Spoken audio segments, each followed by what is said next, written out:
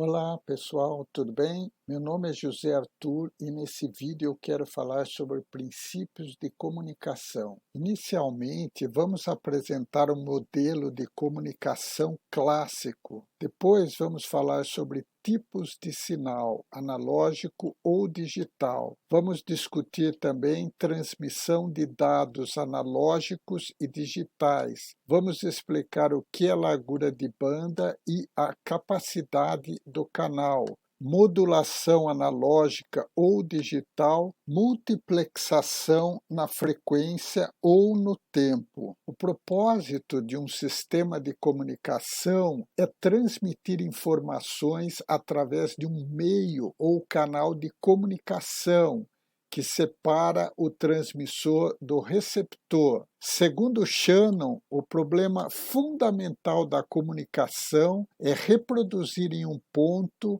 exatamente ou aproximadamente uma mensagem selecionada em outro ponto. A informação é frequentemente representada como um sinal de banda base, isto é, um sinal eletromagnético cujo espectro se estende de zero a alguma frequência máxima, geralmente cobrindo uma faixa estreita de frequência. Nessa figura, nós temos um exemplo de comunicação entre uma estação de trabalho e um servidor, passando por uma linha telefônica tradicional. O nosso transmissor é o modem, que também funciona no outro lado como receptor. Há basicamente dois tipos de sinais, analógicos e digitais.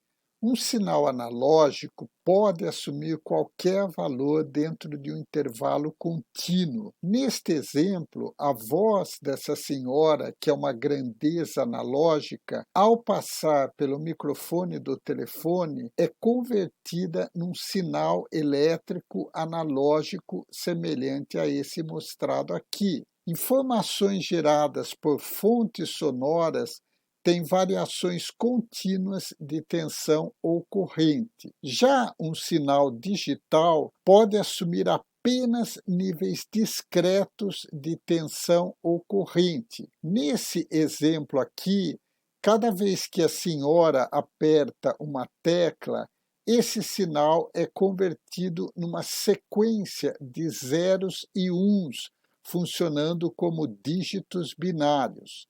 Neste gráfico aqui, o 1 é representado por menos 5 volts e o 0 é representado por mais 5 volts. A transmissão de dados analógicos apresenta características bem distintas da transmissão de dados digitais. Por isso, precisamos estudar essas especificidades para compreender quais são as propriedades dos canais de transmissão de dados. Dados são entidades que transmitem significado. No nosso contexto, sinais são representações elétricas ou eletromagnéticas dos dados se propagando fisicamente através de um meio de transmissão. Sistema é uma entidade que processa um conjunto de sinais de entrada para produzir outro conjunto de sinais de saída. Transmissão é a comunicação de dados pela propagação e pelo processamento de sinais. A transmissão de dados ocorre entre transmissor e receptor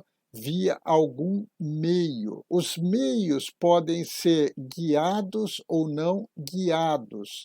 Exemplo de meio guiado é o par trançado, por exemplo, usado em telefonia e em redes Ethernet. Existe o par trançado sem blindagem e o par trançado com blindagem. Outro exemplo é o cabo coaxial, usado em áudio, TV e rede de computadores. Aqui nós vemos um conector BNC para cabo coaxial. Temos também o exemplo da fibra ótica. Em alguns postes é possível ver uma caixa de fibra ótica como esse. Entre os meios não guiados estão os wireless, cujos exemplos são Wi-Fi, Bluetooth, ondas de rádio, etc.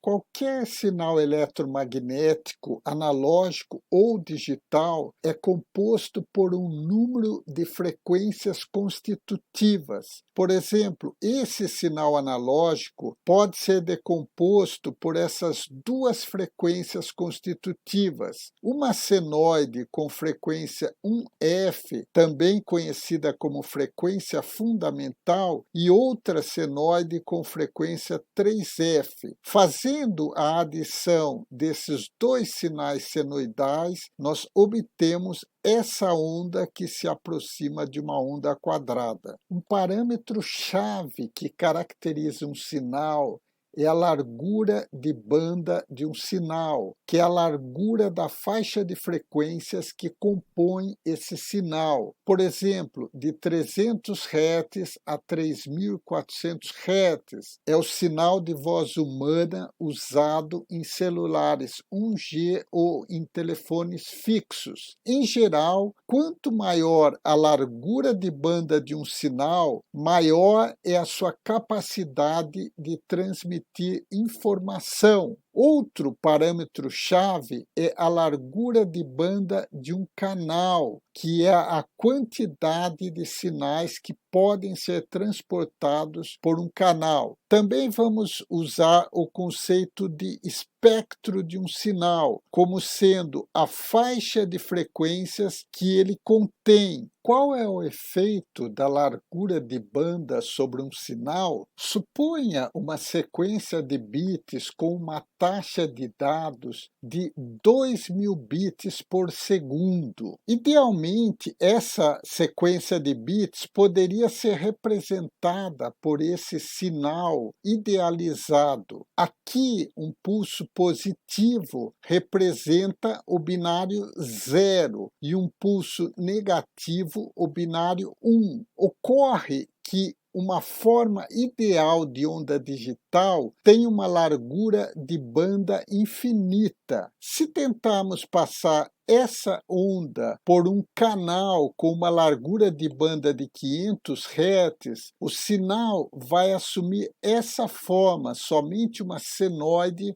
vai aparecer no outro extremo do canal. Com um canal de 900 Hz, a largura de banda faz com que o sinal já se pareça um pouco mais com uma onda quadrada. 1.300 Hz já está melhor. 1.700 Hz, podemos dizer que essa onda começa a se parecer com a onda idealizada da sequência de bits. Com 2.500 Hz, o receptor claramente conseguiria distinguir os zeros dos uns, e a largura de banda de 4.000 Hz seria uma largura de banda bem satisfatória para transmitirmos essa sequência de bits. Há uma relação direta entre a taxa de transmissão de dados e a largura de banda do canal. Quanto mais alta a taxa de dados de um sinal, maior deverá ser a largura de banda do canal. Ou, colocado de outra forma, quanto maior a largura de banda de um sistema de transmissão,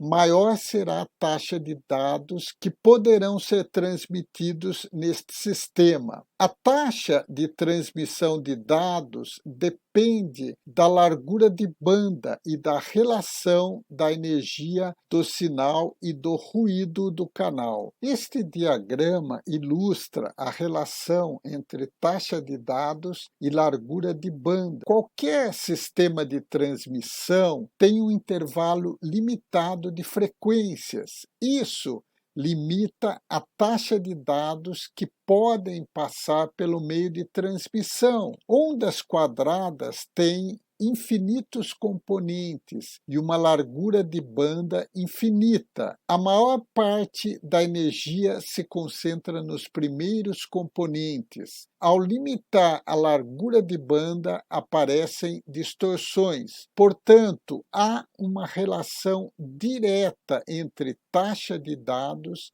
e largura de banda. Um tópico estudado por Shannon é a capacidade do canal, que é a taxa máxima com a qual dados podem ser transmitidos por um canal de comunicação sob certas condições. E quais são essas condições? Por exemplo, a taxa de dados, que é a taxa em bits por segundo com a qual dados podem ser transmitidos ou comunicados. A largura de banda do sinal transmitido quando restringido pelo transmissor e pela natureza do meio de transmissão, expressa em ciclos por segundo ou em hertz. O ruído, ou melhor, o nível médio de ruído dos caminhos da comunicação, a taxa de erro em que ocorrem erros, sendo erro a recepção de 1 quando foi transmitido 0, ou a recepção de 0 quando foi transmitido 1. Quanto maior a largura de banda de uma instalação, maior o custo. A principal restrição em obter eficiência é o ruído. No final da década de 1940, Shannon fez uma descoberta surpreendente. Até então, acreditava-se que aumentando a taxa de dados, aumentaria a taxa de erros. Mas Shannon demonstrou matematicamente que se a quantidade de energia do sinal fosse aumentada em relação à quantidade de energia do ruído, a taxa de dados poderia ser aumentada sem que subisse a taxa de erro. Isso era válido até um certo valor, que corresponde à capacidade do canal. Qual é o efeito do ruído sobre um sinal? Suponha um sinal com esse nível de energia e suponha um ruído também com esse nível de energia. Ao passar por um canal,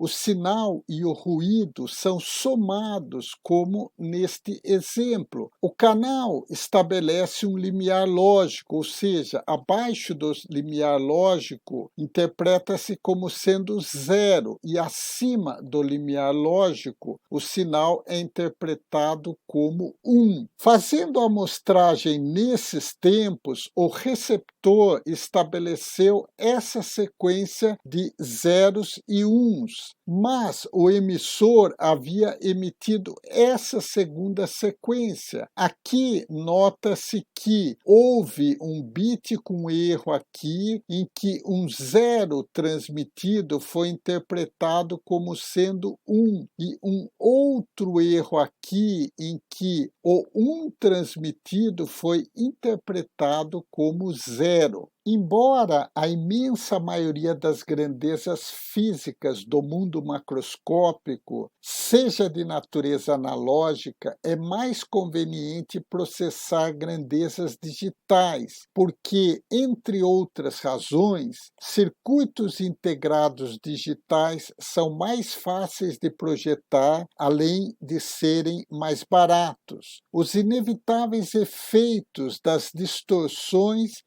e dos ruídos acumulados ao longo do processamento da informação podem ser mais facilmente contornados com grandezas digitais do que com analógicas.